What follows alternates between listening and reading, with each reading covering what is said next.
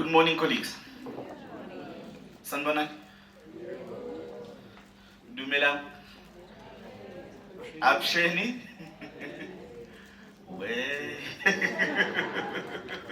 I think we've lost. Goeiemorgen? Oh, that's better now. That's better now.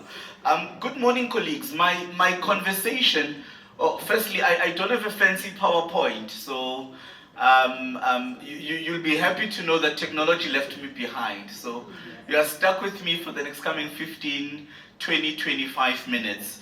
I'm just going to share my thoughts around this idea of Ubuntu driving curriculum transformation.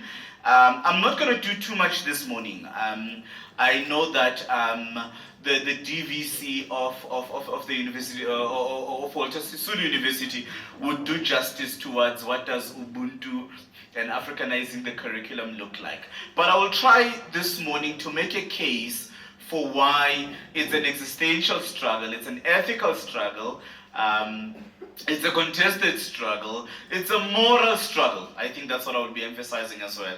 Why you and I should be committed to Ubuntu driving curriculum transformation.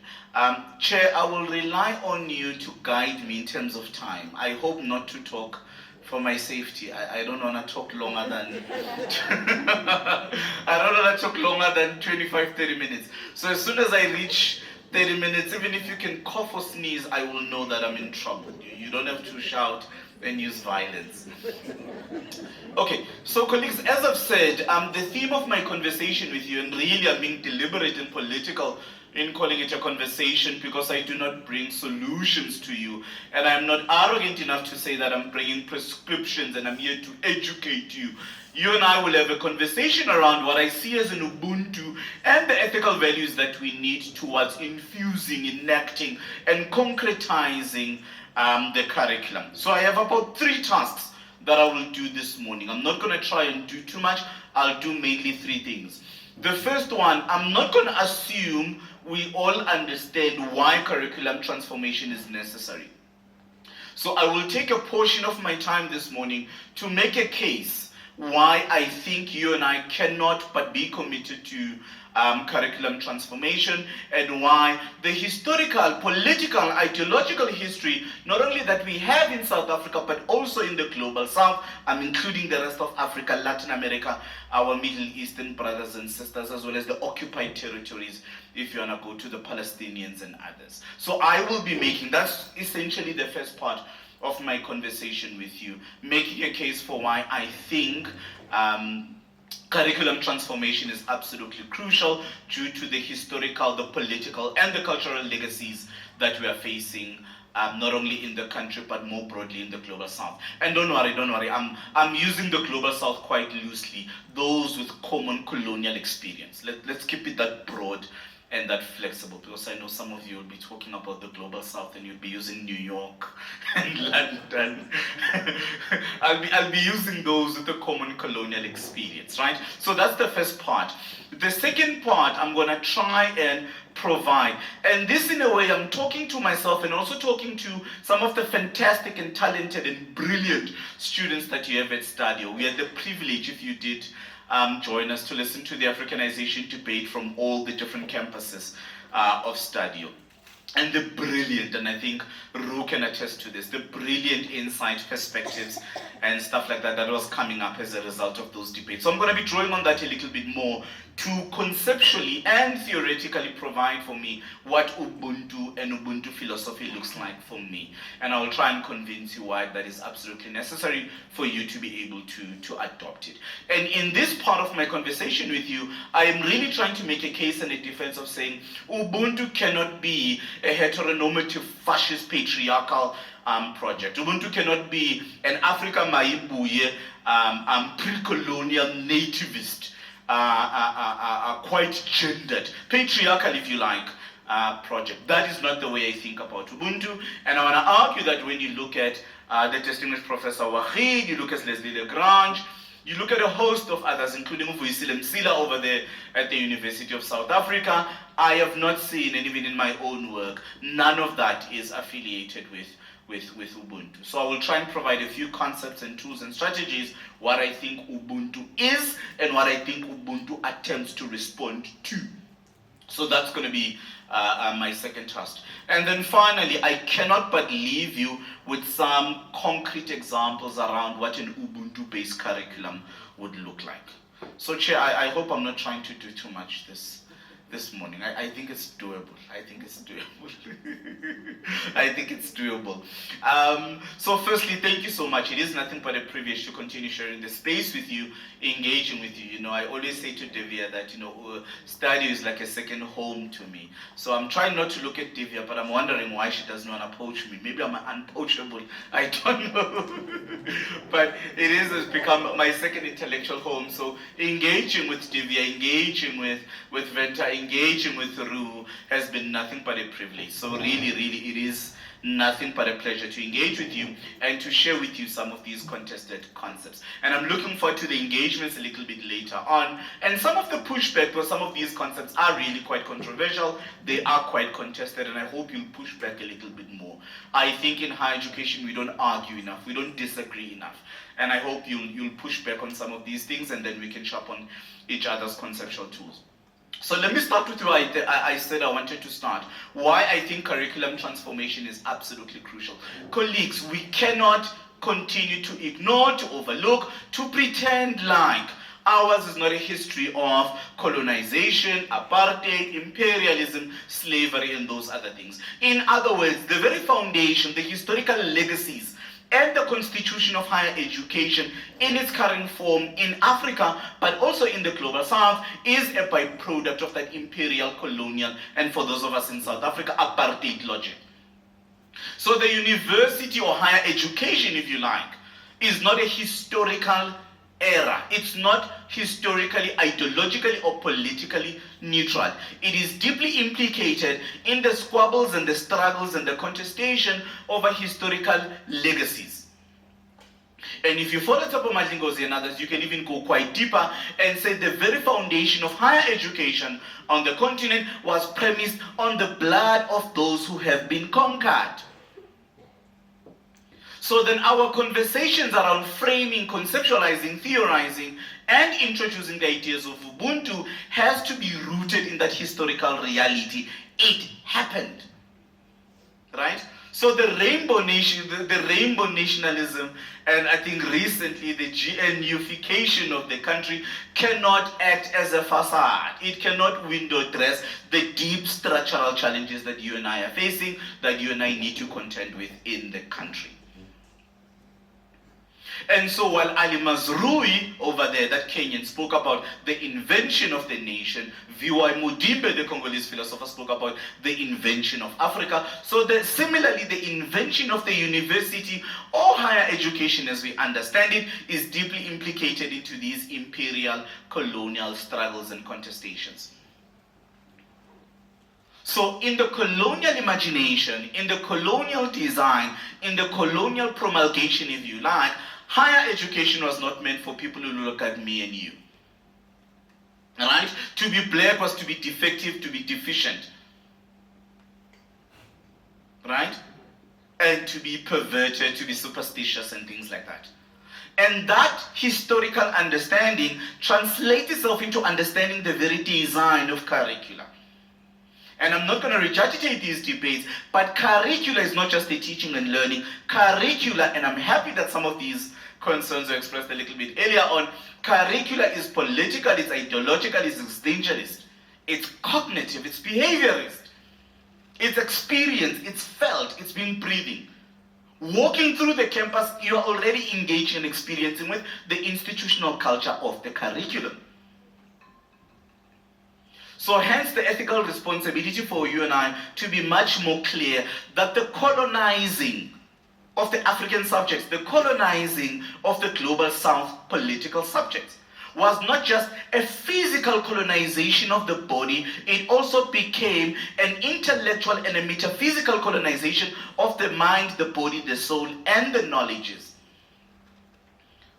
And so the invention of Africa, right, the territory over there, that used to be seen there. You've got the Berlin Conference that begins to curve up the rest of the world. And then Africa is invented. We create labels and classifications and normative structures so that we can know who's partitioning and who's taking what. So you invent these people. And then Edward Said becomes brilliant for us in Orientalism. Yes, it is related to Ubuntu as well. Edward Said becomes brilliant in Orientalism to say that the colonizer is correct, to say that they know the colonized because they created them. You do not know the knowledges, you do not know the cultural practices, you do not know the spiritualities and everything, but you can write and theorize about the barbarians and the lived experiences and the culture that they live.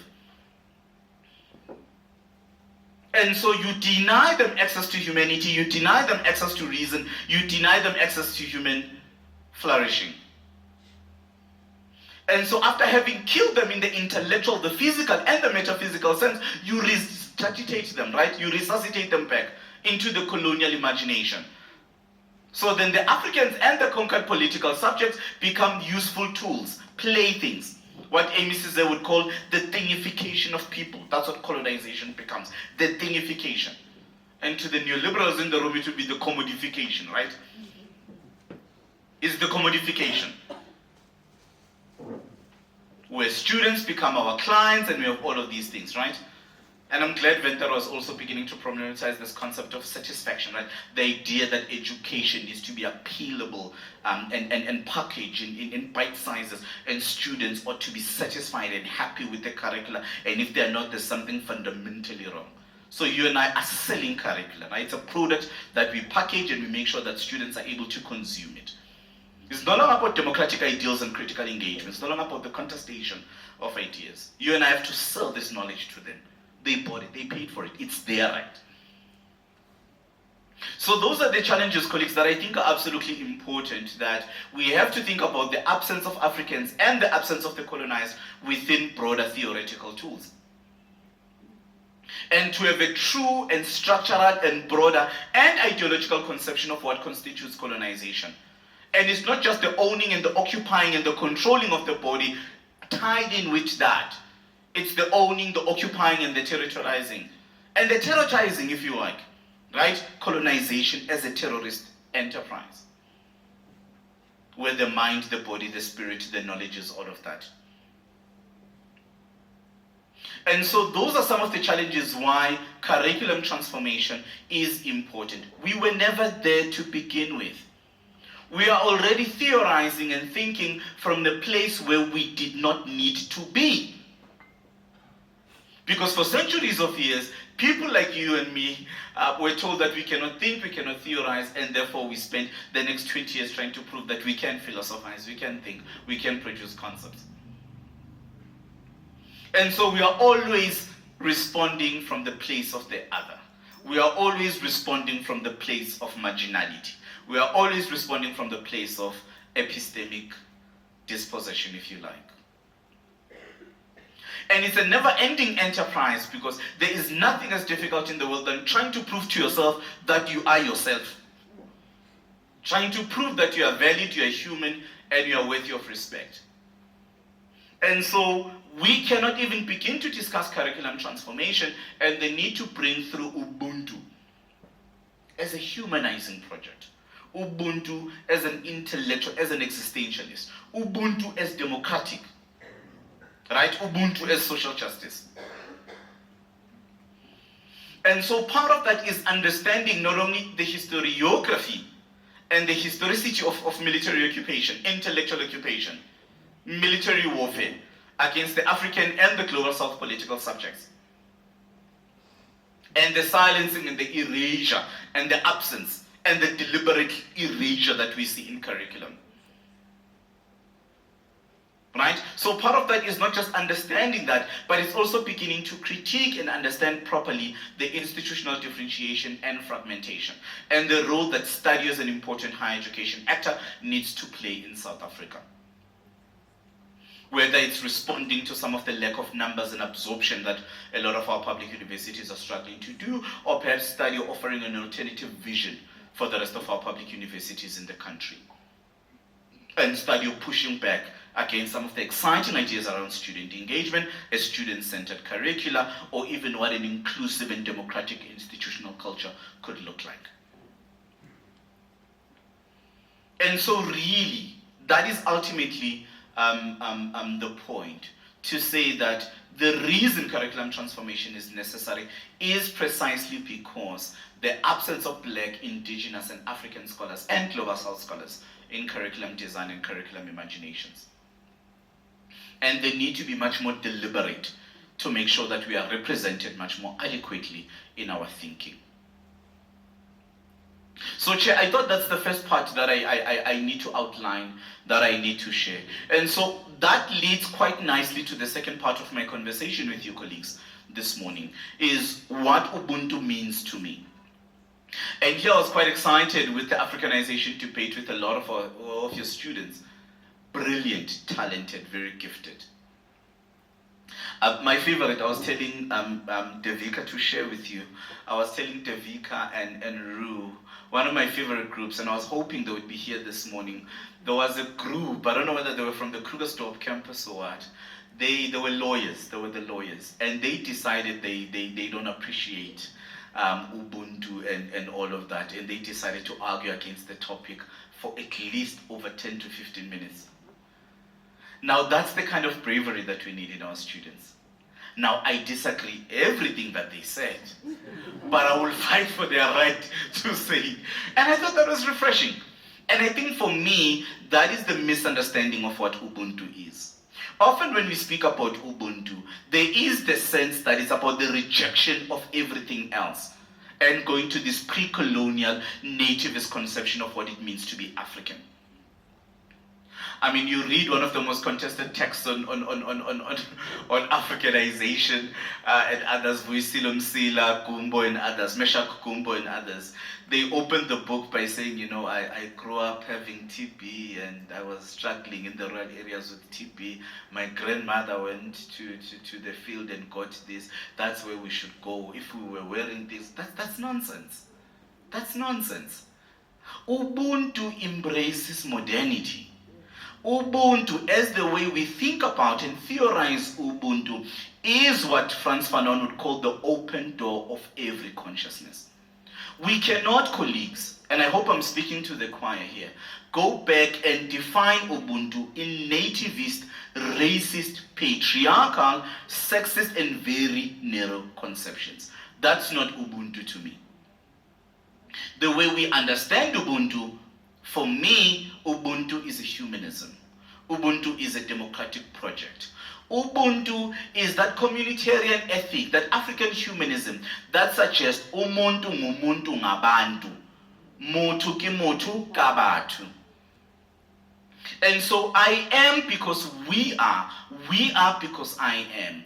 And no, it's not the collapse and the degradation of the individual, what Hostenke would call the death of the self to sacrifice for the community. I disagree with that.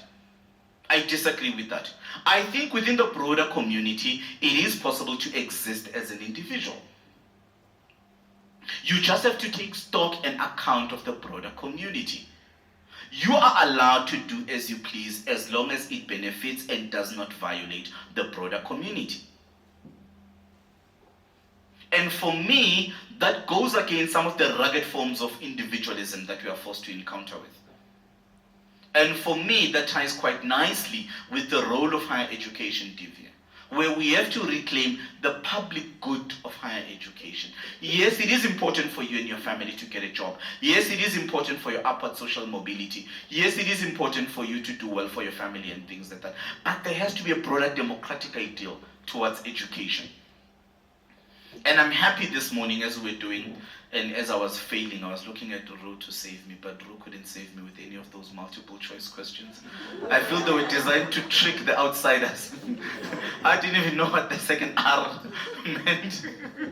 I think I wrote reactive and you were laughing at me. But for me, I'm happy because then the vision that is being proposed by STADIO is one that is much more concerned that not just about what is happening with our lives, but also about the holistic conception of the student. Right? Not just the student who can get a job, but a social justice and a social conscious student. So for me, the lie that we tell around the way we conceptualize Ubuntu, that Ubuntu is only about the community and the death of the individual, for me that's flawed. The idea of personhood, Ubuntu, is about recognizing that to be human, at least in the African political economy, it's recognizing ethics, value, dignity, all those other things. And there's something to do with empathy, compassion, solidarity, political consciousness, and understanding that what is happening with my neighbor also deeply concerns me. What is happening with me deeply concerns my neighbor as well. So that's how I imagine the idea. So really it's the dialectical and intersectional relationship between the individual in relation to the community and the community in the individual.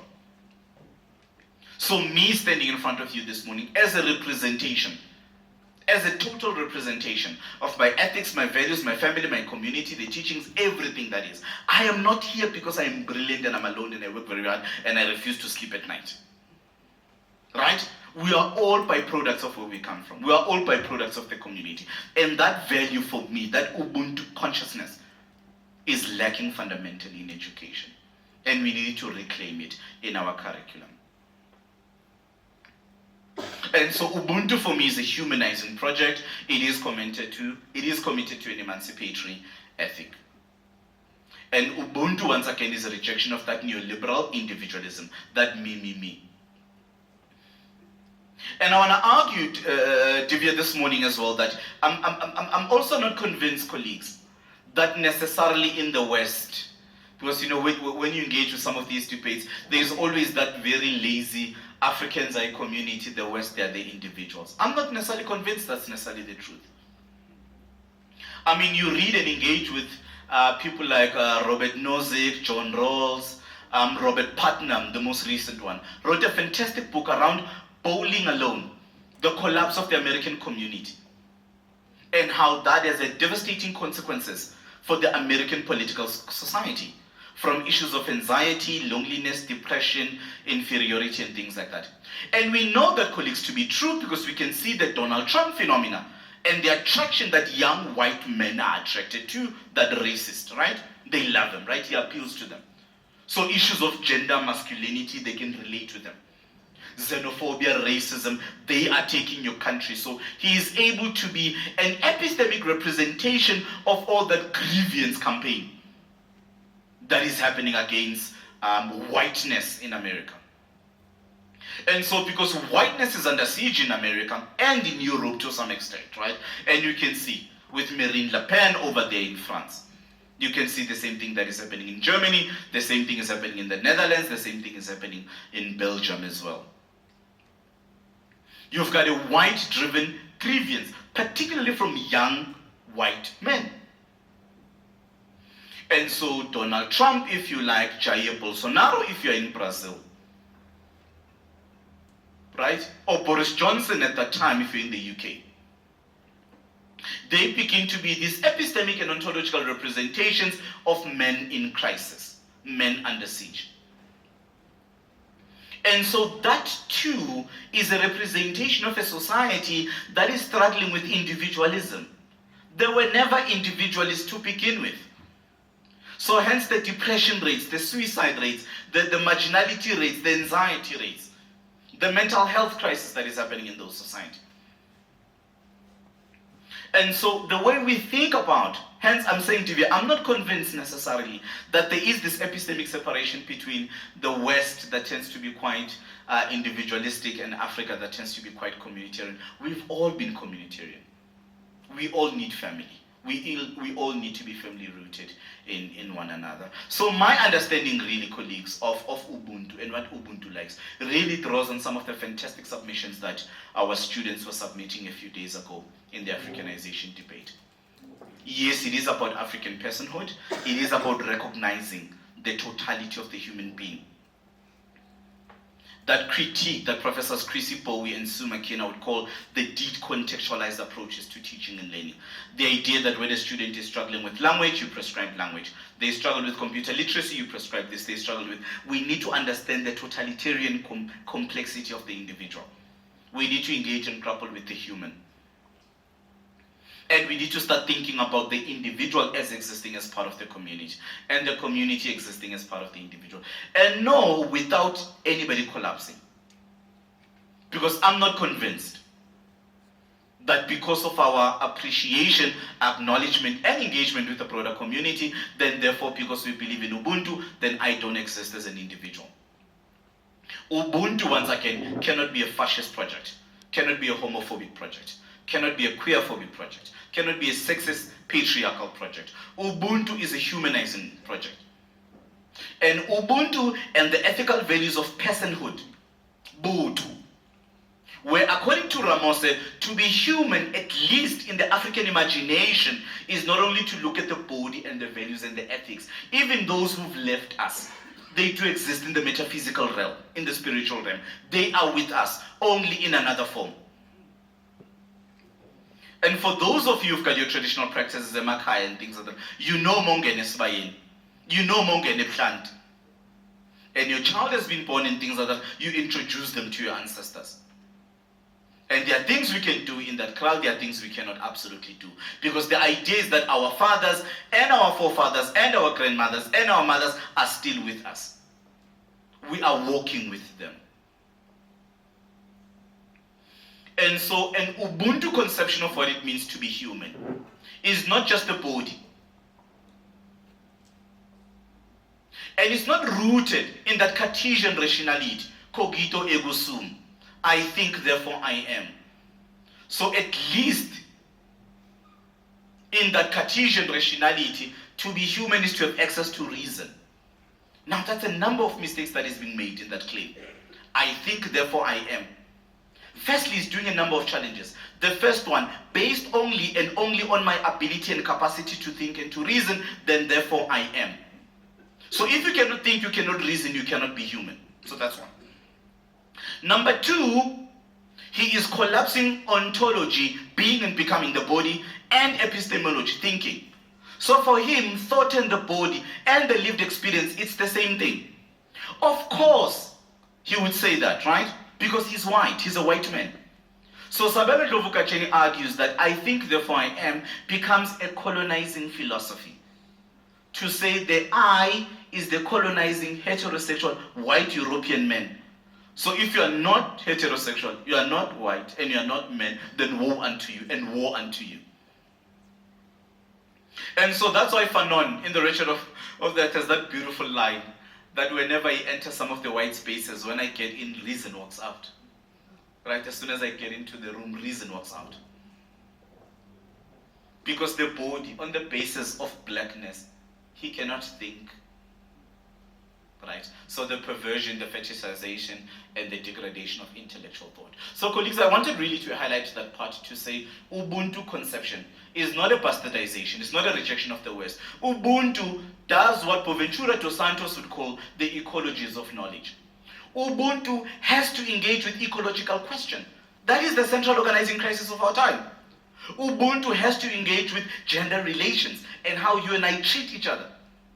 Ubuntu has to engage with the intellectual scholarly engagement around the knowledge economy and how Africa and the global south engages in this geopolitical question. Ubuntu has to engage with the COVID pandemic and what Farid Zakara would call the vaccine apartheid, where the West, and really by the West I'm using that word loosely, it's really 3 or 4 countries in Western Europe and America. And the hogging of the vaccine, right? They were hogging over 60% of the vaccine while the rest of the world was struggling. Farid Zakara and others started coining the term vaccine apartheid. Ubuntu can offer solutions to that. What would an Ubuntu-informed praxis respond to the COVID pandemic? We now know that Ubuntu is about social justice, it's about personhood, it's about respect, it's about the community, it's about ethics, it's about values, it's about beliefs. It's about the way you and I treat each other. So an Ubuntu-informed praxis in relation to the COVID pandemic demands that we think of the community and what is the greater good. And I can see the philosophers in the room, yes, that is utilitarianism. The maximum good for the maximum number of people. That's Ubuntu. If you like, Ubuntu has a utilitarian ethic to it. And so I'm not convinced on the bastardization and the Norrification and the tribalization, regionalification. And what Odera and others would be arguing within African philosophy, that Ubuntu is a tribal, rural concept. Ubuntu has to engage with ecological questions, as I've said. Ubuntu has to engage with patriarchal questions. Ubuntu has to engage with the geopolitical challenges that are happening in the Ukraine. Ubuntu has to engage with what is happening, with the global knowledge inequality between the global north and the global south. Ubuntu has to engage with the occupied territories and the racism that we see in the Palestinian territories, and the entire wiping of that entire nation. Ubuntu has to engage with that. And so the nativist and the narrow conception of Ubuntu, I'm not convinced that is the real Ubuntu. And so taking it a little bit, in conclusion, Chair, I'm taking it a little bit to the curriculum now, and I'm not going to do too much because I know Prof Mlamuli is going to be here this afternoon, and I think she would do a far better job at concretizing. But I think we have to be creative, colleagues, in the ways in which we think about Ubuntu in the curriculum. We have to be. And I think the first part for me is the concept, and I think I shared with you about 2 years ago, drawing on Leslie Legrand, Brian Shower, and others, around this idea of Ubuntu Kurere, Ubuntu curriculum.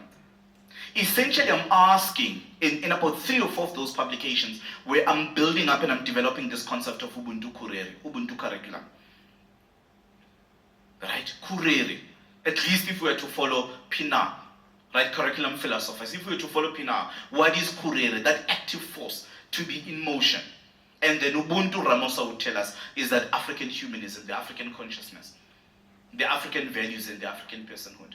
So what would an Ubuntu Kurere and Ubuntu curriculum look like in concrete terms? And so part of that for me is to open up about 3 broad frameworks. The first one that Ubuntu curriculum has to engage with is the different types of readings that we prescribe. Who are we reading? Who are we citing?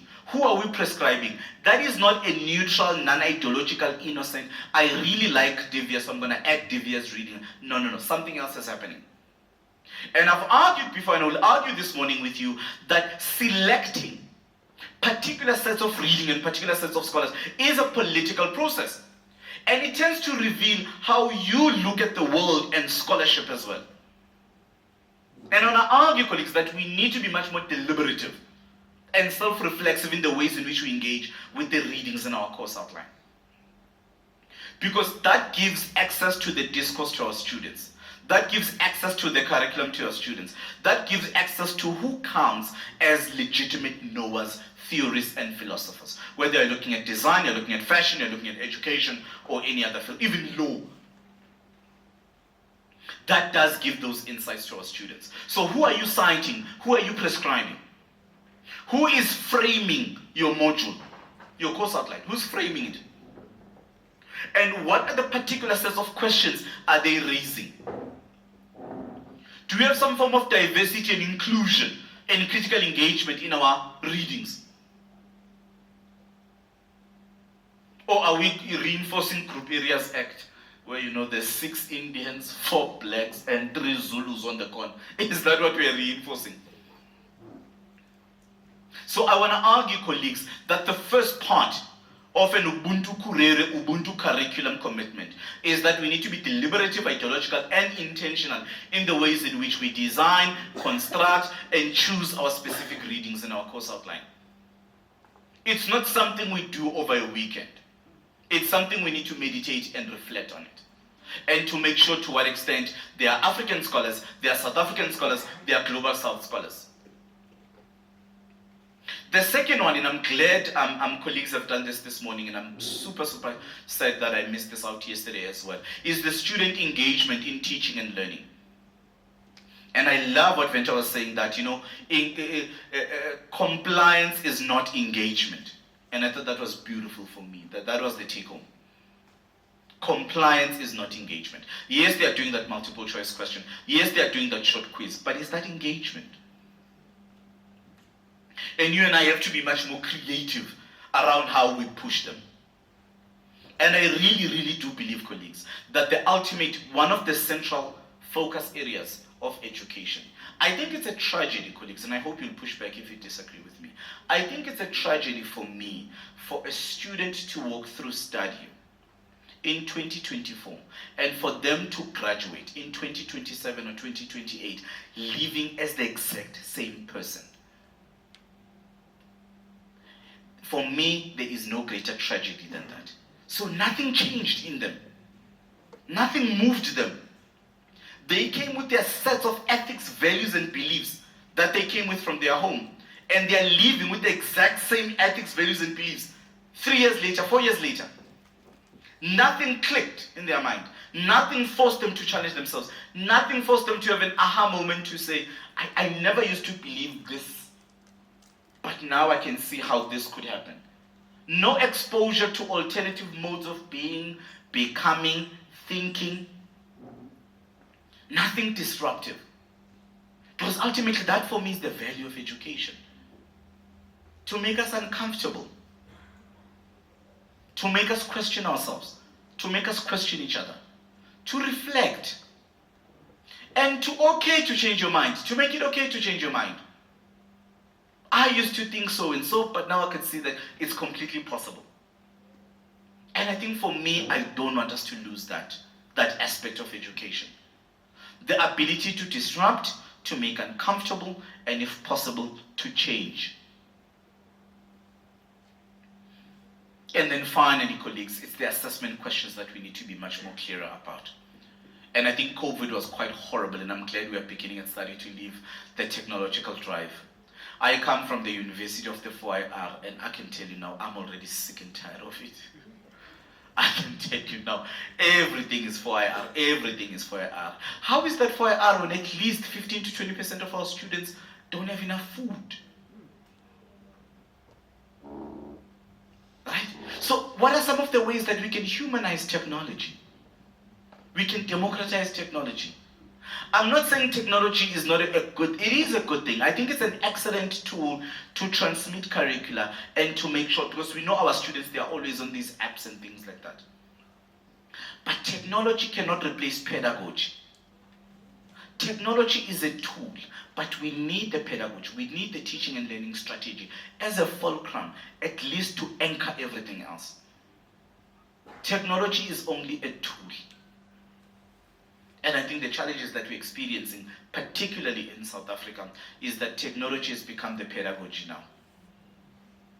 And as soon as students are engaging with your multiple choice questions online and about 98% classroom participation, that is considered success. Nothing on the qualitative experiences of the students, nothing on some of the struggles in students, nothing on the debates, nothing on the engagement, nothing. And for us, we consider that to be success. And of course, there's brilliant colleagues who've done quite fascinating work, particularly in education, around indigenous knowledge systems, indigenous games and others, as a tool to make sure that students engage. And I think Utumsane Mncube, Sabelo Nxumalo and others have done a fantastic job. So my proposal, colleagues, really, and the creativity around bringing in African languages.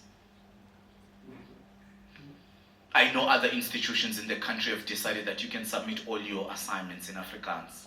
Others have given students the option, particularly in the Eastern Cape, to submit all of their work in isiXhosa.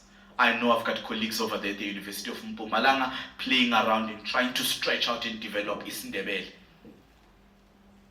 And the pass rates and others have been going through the roof because students can relate these concepts back to their lives. Same thing that the Chinese students are doing with mathematics, science, and the STEM fields as well, where they don't discuss factorization, they don't discuss quadratic equation, they don't have that concept. They've got local Chinese concepts that break down complex mathematical tools. So if you like, they've got their own indigenous mathematical language. Why can't we do that? Why can't we innovate and play around? And crack open some of those possibilities around teaching and learning and seeing how far we can get. And so really, colleagues, that is my submission for this morning, to say that three things really. The first one is, it is absolutely important, Chair, that we conceptualize and we understand why there is a need for curriculum transformation. The history of imperialism, colonization, apartheid. The less said about the tyrannies of the public marketplace, the better. We have to engage with those questions. The invention of the state, the nation, the Africans, or higher education on this continent was not a historical error. It was meant as an extension of British imperial control and logics. And so curricula knowledges are not neutral. They need to be complicated. If you want to follow what Leslie Legrand would say, curriculum is a complicated conversation. Or if you want to extend that, curriculum as a negotiated settlement. Finding ways to play around with curricula. Again, whether you're looking at fashion, design, law, education, and the other disciplines as well, including journalism and others. And an Ubuntu-informed one is one that takes seriously the experiences of the student, the well-being of the student, the health of the student, the holistic conception of the student. And understanding that students are more than just their pass mark. And making sure that we create a safe and conducive space for student flourishing and for student becoming. And then finally, colleagues, getting to the questions of making sure that at least we play around either with our course outlines, what we prescribe, some of the readings, our teaching and learning engagement strategies in the classroom, and finally the way we think through and enact student engagement.